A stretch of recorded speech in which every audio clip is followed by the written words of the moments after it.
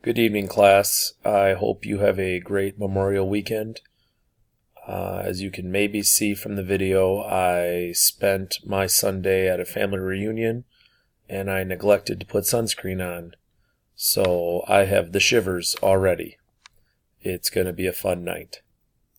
You have a fun week coming up as well. Let's just take a second here and let me guide you through the fourth chapter here. We are looking at elasticity, which basically attempts to answer the question of why for some goods and services changes in price have a huge effect on changes in quantity demanded, and for other services a change in price has almost no effect.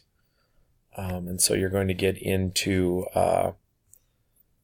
some of the elasticity things that come into play here, some of the factors and determinants in that.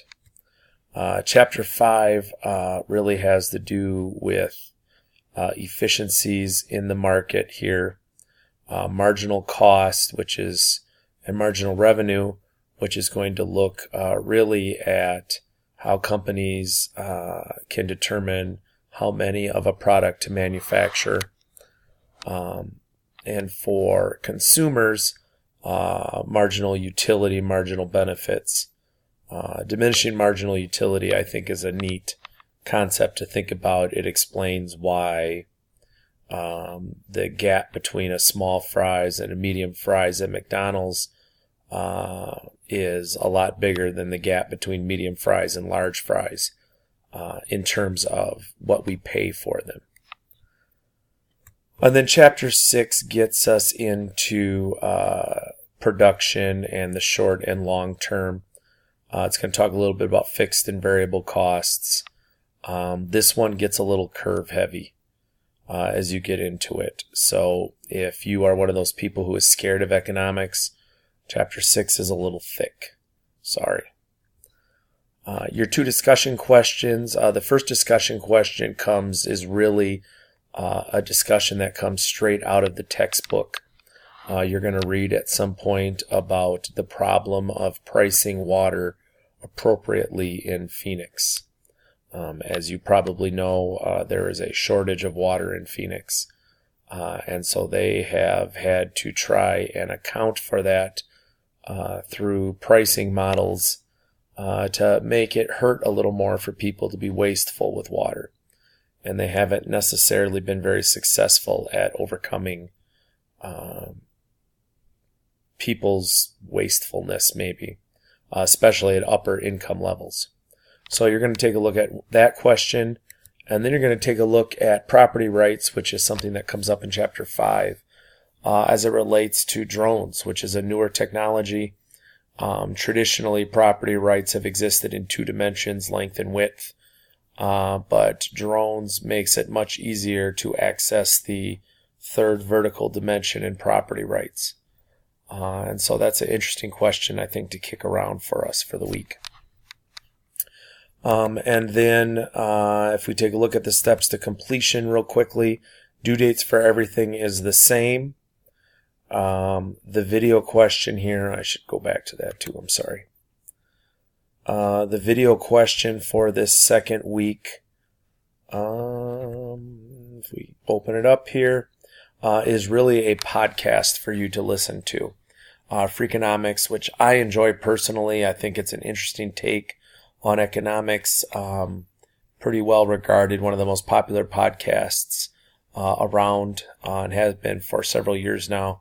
A couple of great books, which if you kind of like this and you've got some free time at some point in your life, I think the first Freakonomics book is really good.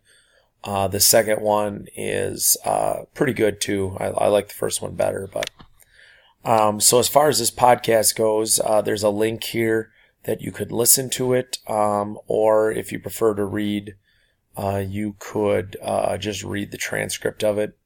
And then you're going to give me a couple of minutes of reflection on the podcast. This one has to do with pricing, specifically in bananas. And then if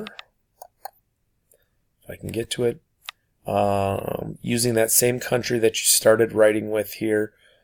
In the first week, you're going to look at some of the public and private goods that exist in those countries, how those countries tax to generate revenue, and then take a little bit of a look at the debt of those two countries and their overall strength.